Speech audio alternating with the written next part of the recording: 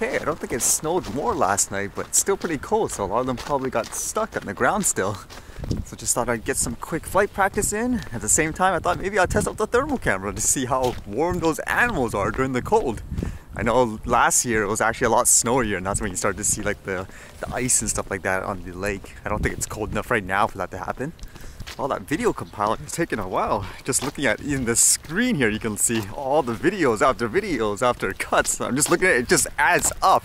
All those small videos, you can pretty much make like an hour-long Blu-ray movie with this eventually. One thing I wasn't actually sure was exactly how to categorize everything. Because again, one of the purpose of doing this is people seem like they had kind of difficulties finding stuff like this, like say the nature shots and stuff, so I wanted to better categorize them. Most of the stuff I read today was just about new products in general, and there was a new drone product apparently, something called like the Fat Shark. But I started with this, watching this video. It says People versus the Weather 2017 edition. There's a bunch of crazy stuff, like a bunch of trucks going by just smashing all the snow on people just because it's driving by with the tires, people doing silly things, putting their tongues on obviously like frozen poles and all that. I'm surprised I didn't see that one from Montreal where a bunch of cars were going downhill and buses, people stopped, it looks okay, and then all of a sudden things like police cars and plows just came running down the road because you couldn't control it. So that new drone product I saw today, it's called the Fat Shark 101, and they call it the drone training system. Apparently this company is supposed to be really big when it comes to, I guess, the goggles for the FPV racer, and this one they're specifically targeting at, I guess, beginners or people who just want to get into it in terms of FPV racing.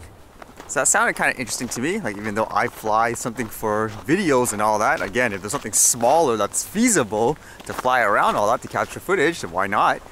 So I'm just reading some articles and watching the official video just to learn a little bit more about it. It says, if you're someone who uses a first-person view headset for drone racing, chances are you're using a Fat Shark headset.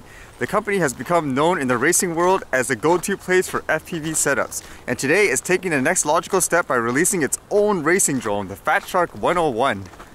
And as you can see in the video, they show someone taking out the drone basically to show how easy it is. Look, it looks like at first they're trying to paint the narrative of it's so intimidating, it's only these, I guess, niche people that are so hardcore into it, but for me, I can jump into it as well. I guess that's kind of the story they're trying to tell. And it says here, basically, it's going to be about $249, and it gets you basically all this, I guess, in that picture here. The accessories, the drones, and everything like that, which isn't too bad if that's something you want to get into right away, I would assume, right? One thing that made me kind of skeptical though, I was watching the video and it looked really nice, but it looked too nice, and there was even like a little message there saying it was simulated footage.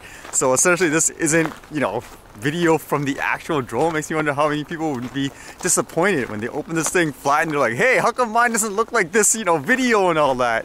I know that would disappoint people like me because I would buy something like that, not just to, for example, fly it per se, but to capture footage. So if I saw it afterwards, you bring it, it's all shaky, and like, what is this, false advertising? Also reminds me of like video games or something like that, where in the commercials they show you all these computer generated clips. They're not actually the game, they're just the movie clips of it. And when you played it, like, how come these graphics don't look anything like the actual game? So I'm wondering if a lot of people would go through that as well with this product if they bought it with what they portrayed here anyways. At the same time, I couldn't really find anything about the weights, the specs, or like what the image quality actually looks like from the drone itself. So do people think this is a good buy for people that fly FPVs usually? I'm actually curious how this heat held up during the cold for the Mavic.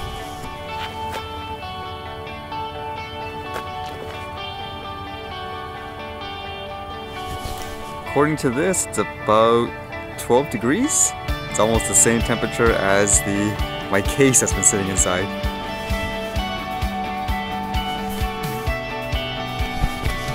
Bottom says it's about 26 degrees, so not too bad in the cold actually.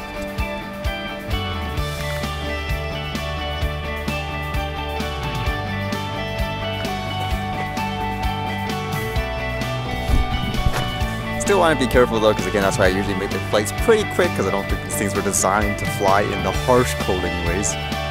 But again, even the rotor area is cooling down pretty quick according to this. It's kind of cool. Doesn't my case look like a portable heater basically for the drone when it comes in and out? Okay, just kind of curious to see if there's going to be animals out there still near the lake since it's so cold. I guess you can see one little fella there floating away.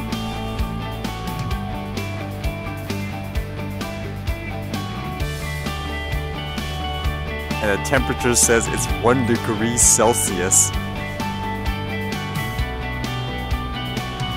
Although I think it's targeting the trees as it's closer.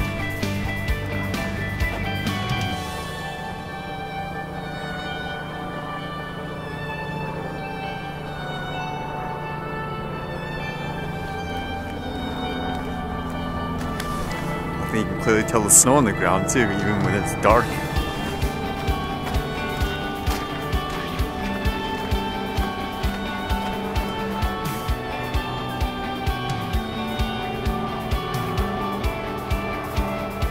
I was actually just seeing if I could see the temperature of that helicopter.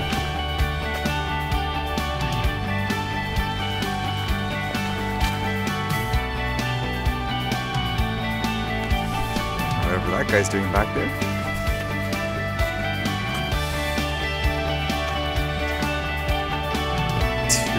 Degrees, that's what it says for the duck. Okay, and it's getting cold too. Here's the footage that I shot earlier.